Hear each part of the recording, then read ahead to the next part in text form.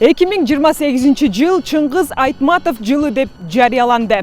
Кыргыз Республикасынын президенти Садыр Жапаров залкар жазуучу Чыңгыз Айтматовдун 100 жылдык мааракесине байланыштуу иш-чараларды даярдоо жана өткөрүү боюнча жарлыкка кол койду. Жарлыктын негизинде министрлер кабинети быйыл жыл аягына чейин мааракелик иш-чараларды өткөрүү боюнча уюштуруу комитетин түзүшү керек.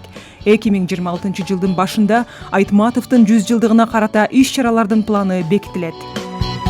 Улуттук илимдер академиясынын Чыңгыз Айтматов атындагы Тил Адабият институту 6-7 иш-чараны алып баш керек экен да. Бул эң биринчи Айтматовдун академиялык басылмасын орус жана кыргыз тилдеринде даярдоо. Буга чейин албетте чыгармалары чыгып келди. Мына мен жетектеп 5 томдугун, 8 томдугун, 10 томдугун, 12 томдугун чыгарып атабыз. Бирок ал жалпы массага, окурмандарга карата тексттер жарыяланганда, ал эми академик басылма болгондо анын ар бир ичиндеги тексттеги нерселерге түшүндүрмөлөрдү илимий комментариялар менен берилиш керек да. Ошондой эле жарлыктын алкагында Айтматов районунун Шекер айылындагы Чыңгыз Ордо маданий тарыхый мемориалдык музейи Айтматов ааламы болуп өзгөрүп, ал жерде эл аралык маданий туризмдин стандарттарына ылайык курулуш иштери жүрөт. Чыңгыз Айтматов дүйнөсү бул адамдын жан дүйнөсүн, табияттын сулуулугун, жашоонун маңызын камтыган аалам. Чет өлкөлөрдө жазуучунун өмүр жолуна жана чыгармачылыгына арналган көргөзмөлөр, конференциялар жана илимий иш-чаралар өтүп, ЮНЕСКОнун жана башка эл аралык уюмдардын алкагында белгилөө аракети көрүлөт. Ар тараптан чагылдыруу иштери жүрүп жатат да. Мисалы үчүн Чыңгыз Айтматов жана Казакстан окумуштуулары, илимпоздору, адабиятчылары, жазуучулары, же Айтматов жана Өзбекстан, Айтматов жана Грузия, Айтматов жана Армения деген.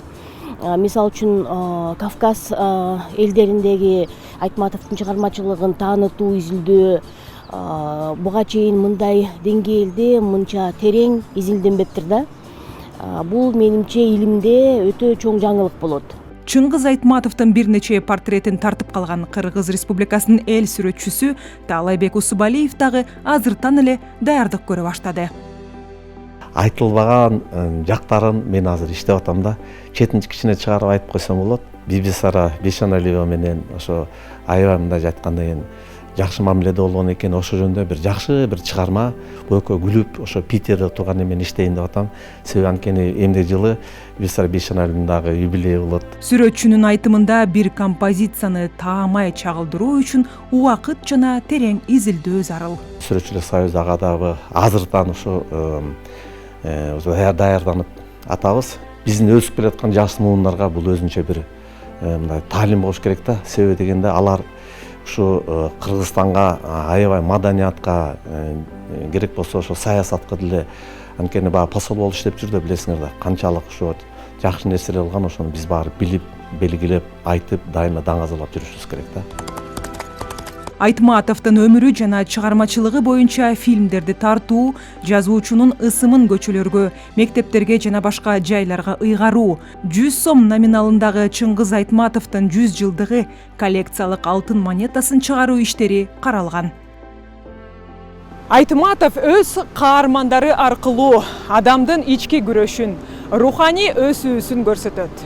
Ал дүйнөгө кыргыз элинин жүзүн, маданиятын, руханий дүйнөсүн тааныткан улуу жазуучу. Кыргыз окумуштуулар эмес, коңшулаш казак, өзбектер, ал түгүл тетиги Германия, Американын окумуштуулары бүт ошол Айтматовдун чыгармаларын изилдеп бүтө албай жатабыз. Абдан татаал дагы, кызыктуу дагы, абдан табышмактуу чыгармалар. Ошон үчүн дүйнө элинин окумуштуулары, адамдары окуп атышат кызыктуу. Залкар жазуучу Чыңгыз Айтматов 1928 жылы Талас облусунун Шекер айылында туулуп, 2008 жылы 80 жаш курагында дүйнө салган. ЮНЕСКО уюму Айтматовду чыгармалары көп басылган классиктердин бири деп тааныган. Анын чыгармалары дүйнөнүн 165тен ашык тилине которулуп, көптөгөн өлкөлөрдө бир нече ирет чоң тираж менен чыгып келет. Айсулу Асанбекова, Темирлан Мусаев, Ала Тоо 24.